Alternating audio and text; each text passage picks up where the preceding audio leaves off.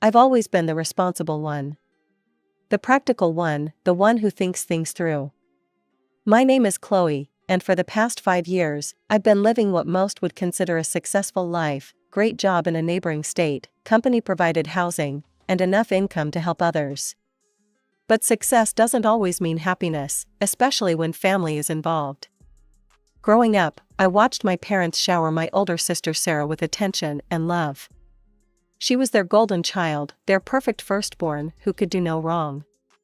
While I studied hard and planned for my future, Sarah floated through life on charm and our parents' endless indulgence. Don't get me wrong, I loved my sister, but I always knew where I stood in the family hierarchy. Every other weekend, I make the drive back home to visit my parents. It's become a routine over the past 5 years, finish work on Friday, pick up some thoughtful gifts from the shops near my apartment, and head to their house. Sometimes I wonder why I keep doing it, but then I remember the loan. That cursed wedding loan that changed everything. 7 years ago, Sarah announced she was getting married to some rich guy she'd been dating. Instead of the reasonable wedding I suggested, she wanted something extravagant, way beyond our family's means. I still remember that evening when my parents told me about their plans to take out a loan for her wedding. "Mom, Dad, this is crazy," I said, sitting at our kitchen table. "Why can't Sarah take out the loan herself if she wants such an expensive wedding?"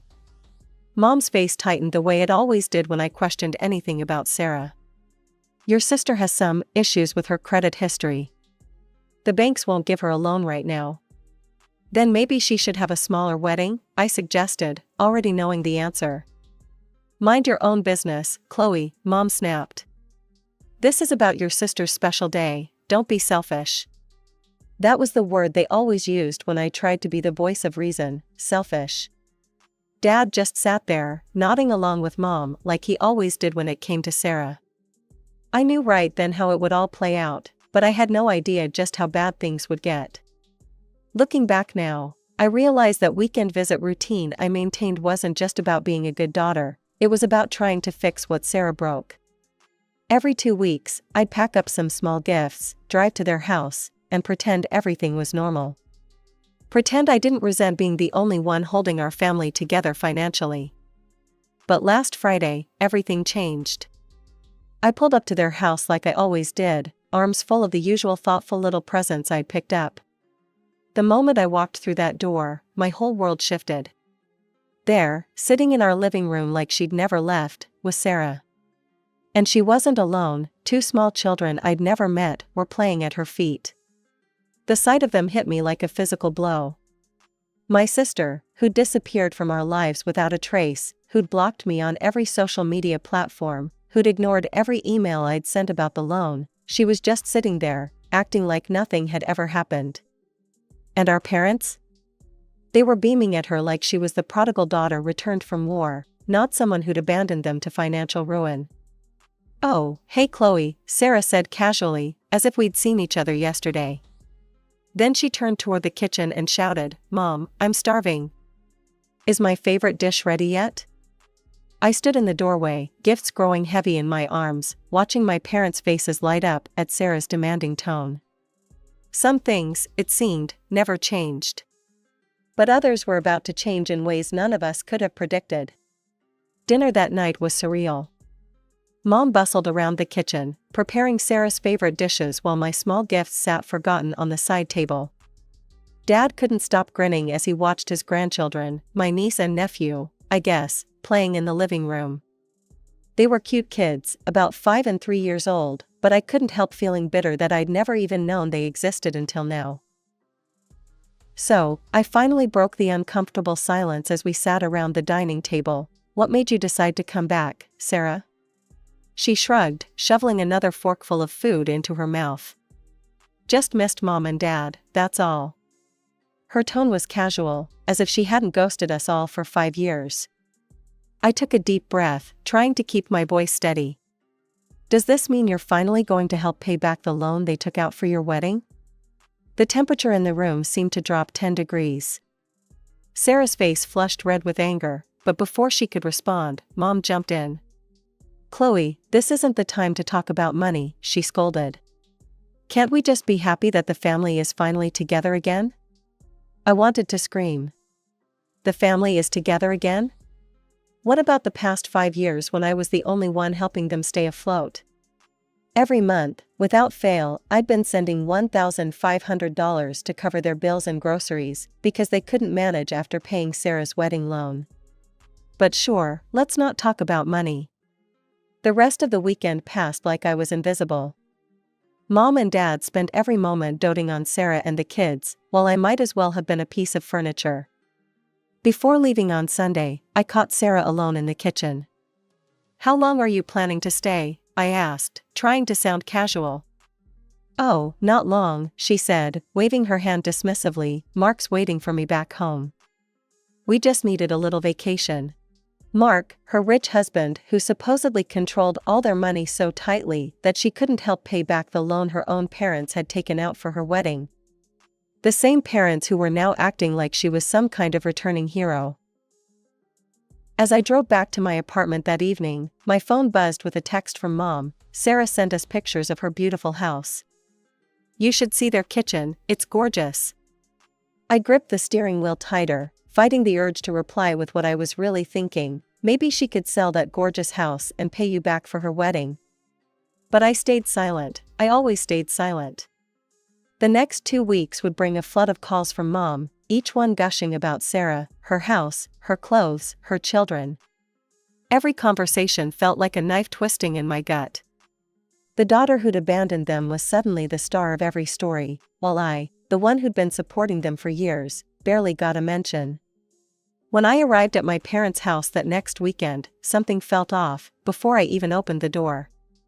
Mom and Dad's cars were in the driveway, but they didn't come to greet me like usual. Instead, I found them sitting in the living room, looking troubled. "What's wrong?" I asked, setting down my purse. "Did something happen?" Mom barely looked at me. "Sarah and the kids will be here soon. They're staying for a few days, we need to prepare the house." I forced myself to take a deep breath. "Okay, but please don't touch my room. I need somewhere to stay when I visit." I looked directly at Mom. "Promise me you won't give away my room." "Of course not, sweetheart," Mom said, crossing her heart. "I promise." The next 2 months flew by in a blur of work. I landed a massive project that demanded all my attention, earning praise from my boss but leaving little time for family visits. My calls with Mom became shorter and more distanced. She was busy too, though I'd later learn what that really meant.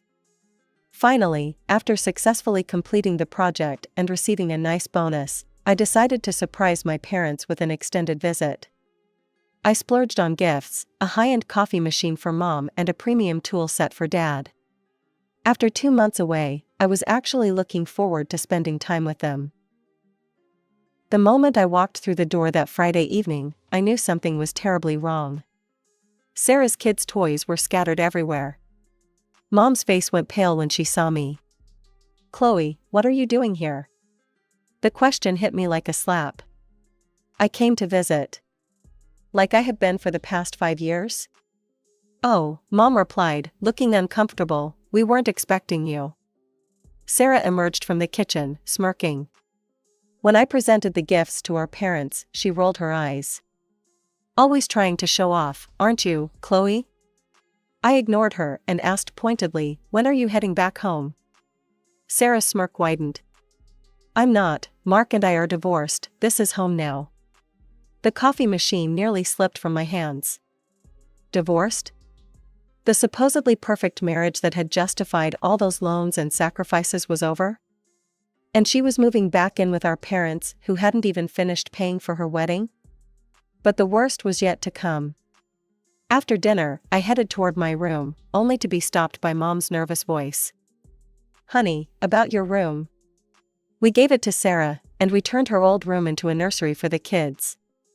The world seemed to tilt on its axis. "You promised," I whispered, "you promised you wouldn't touch my room." "Don't be so dramatic," Dad cut in, "we cleared out the storage closet for you. Put a bed in there and everything." A closet. They had moved me to a closet to make room for the daughter who had abandoned them. The daughter whose debt they were still paying off. The daughter I had been supporting them to support.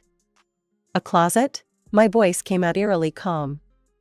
You're moving me to a closet after I've been helping you pay bills for 5 years? I turned to my sister. What about work? How are you planning to contribute to the household? Sarah lounged on what used to be my bed, examining her manicured nails. I don't need to work.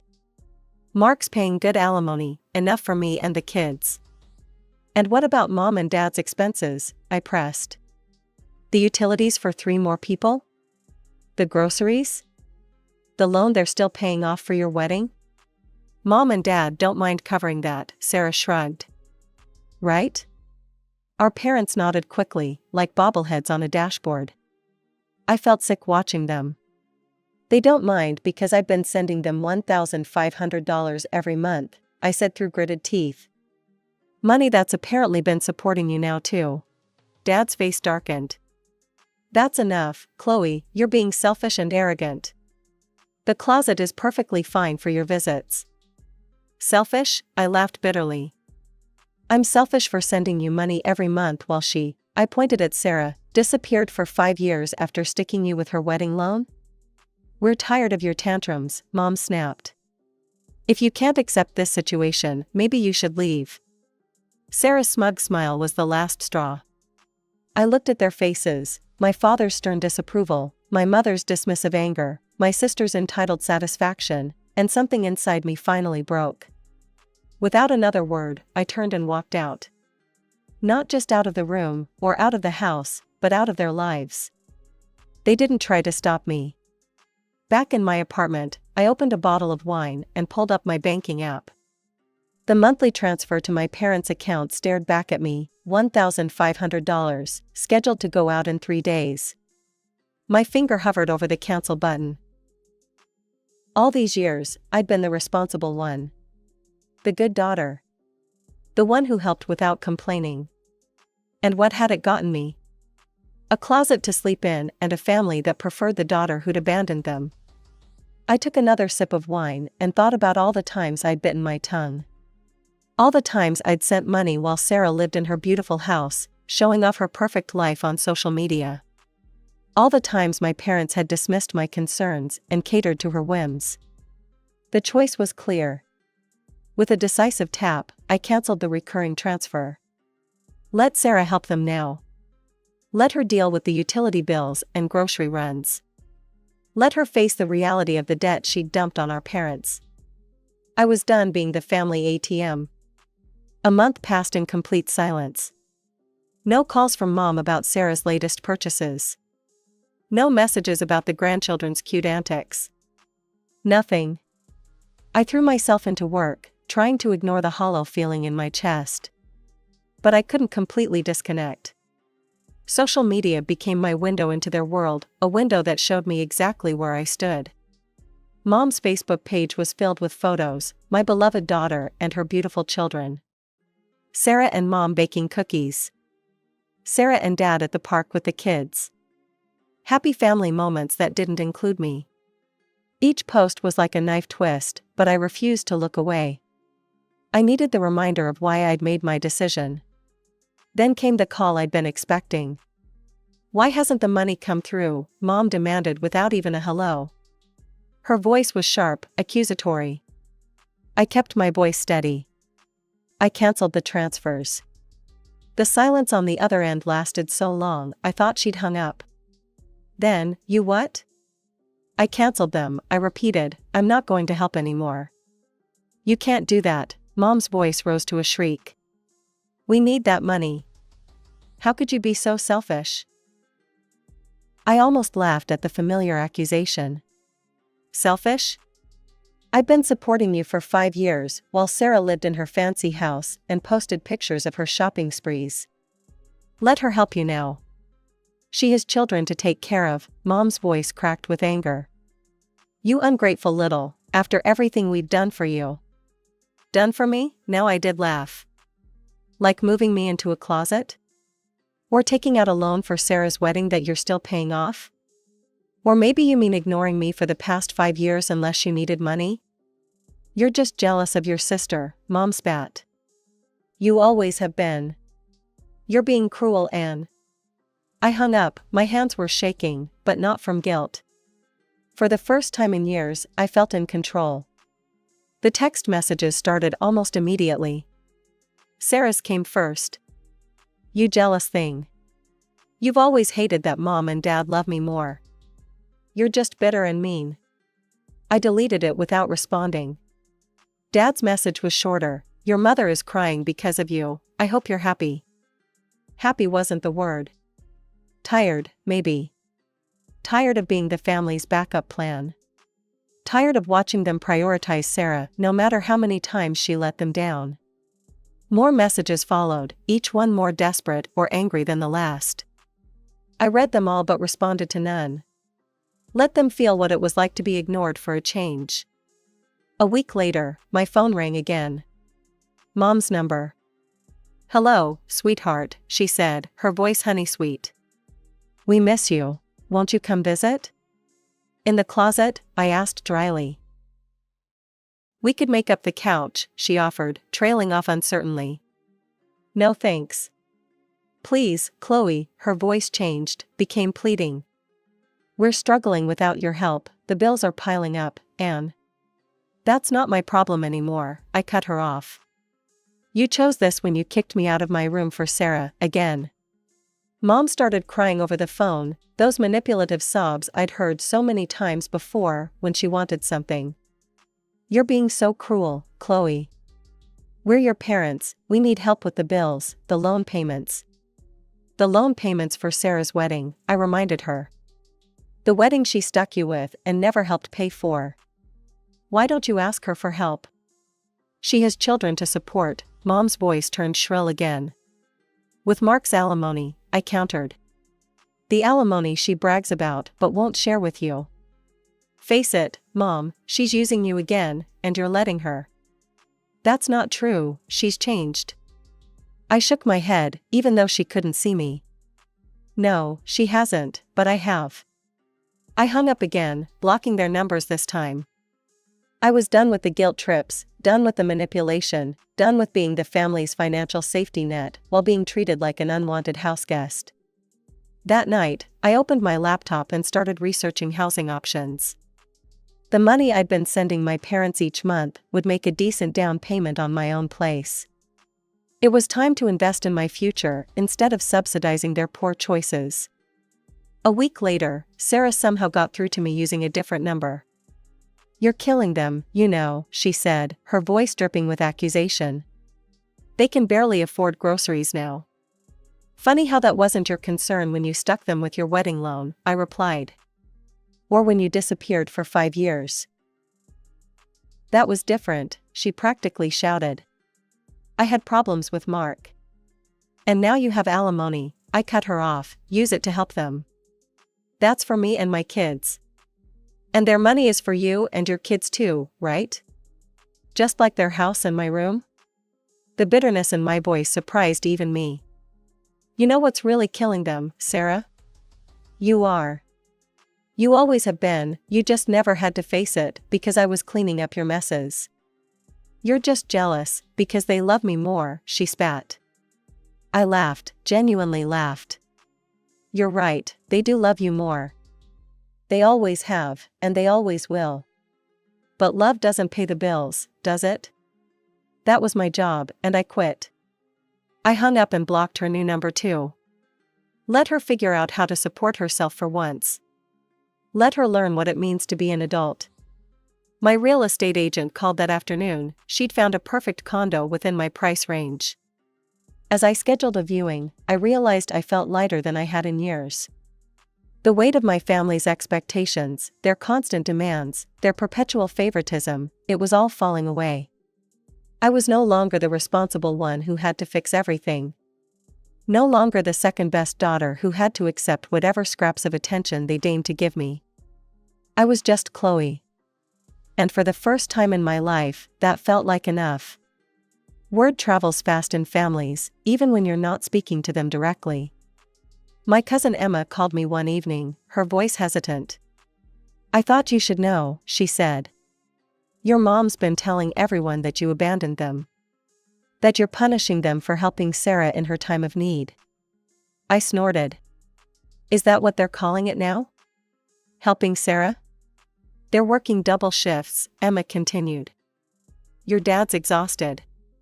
Sarah's still not working, just spending her alimony on shopping and fancy lunches with friends.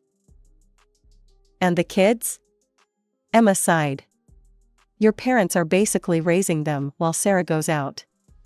She says she's healing from her trauma or something. Same old Sarah, different excuse. You know what's funny? I said, staring out my apartment window. For 5 years, I sent them money every month. I visited twice a month. I was there for every holiday, every birthday. But the moment Sarah showed up, I became disposable. They literally put me in a closet, Emma. I know, she said softly, it's not right. No, it's not, but it's not my problem anymore. After hanging up, I went to look at the condo again. It was perfect, 2 bedrooms, a modern kitchen, and most importantly, it was mine. No family drama, no guilt trips, no being shifted to a closet to make room for someone else. I made an offer that evening. The next day, Mom somehow got through to me using Dad's work phone. Your father's back is getting worse from all the extra shifts, she said, not bothering with a greeting. We really need your help, Chloe. What about Sarah's help? I asked. Is she still going out shopping while you two work yourselves to death? Mom's silence was answer enough. You know, I continued, I just put an offer on a condo. The down payment is coming from the money I used to send you. The money you used to support Sarah and her kids while treating me like an unwanted guest. How can you be so heartless? Mom's voice cracked. We're your parents. Yes, you are, and Sarah's my sister. But I'm done being the family bank while you treat me like I don't matter. Of course you matter, Mom protested. We love you. No, Mom, you love what I could do for you. There's a difference. I could hear her starting to cry again, but this time it didn't affect me. I'd grown immune to the manipulation. I have to go, I said, I have a meeting with my real estate agent. Please, Chloe, she begged, we can work something out. We can put a real bed in the living room for when you visit. Goodbye, Mom. As I ended the call, my phone buzzed with a message from my agent. The sellers had accepted my offer.